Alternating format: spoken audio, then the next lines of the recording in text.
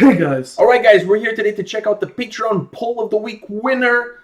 And it's not a winner, it's a wiener. It's a tie. It was a tie, that was a tie. But I took the executive decision and I went with this band, this video, because I'm not going to lie.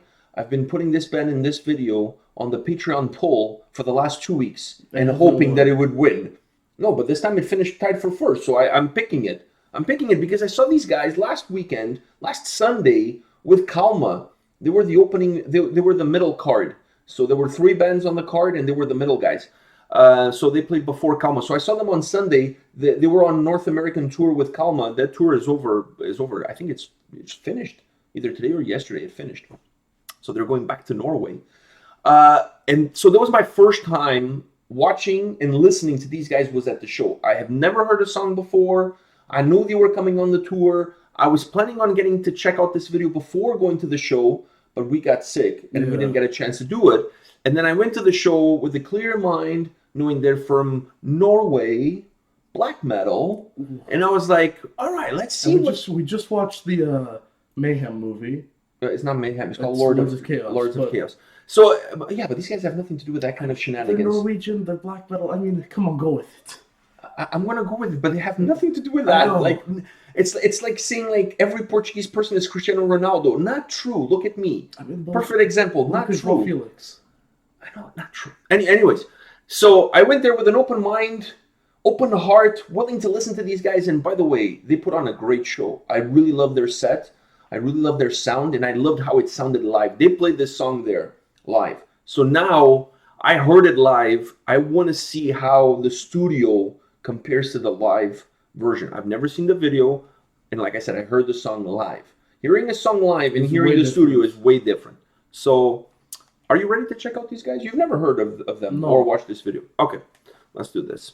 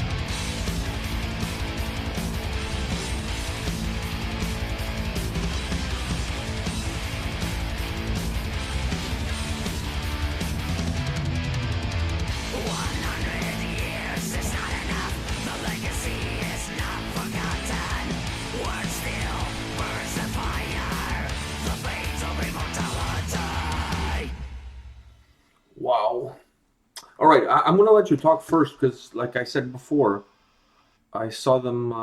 I saw them this past Sunday. Well, you were Opening for right. Kamelot. They had nothing to do with the Lords of Chaos. Yeah, come on, like I just wanted to say it just because you just want to say, you just want to let people know that you watched the movie. no, because you know the likeness.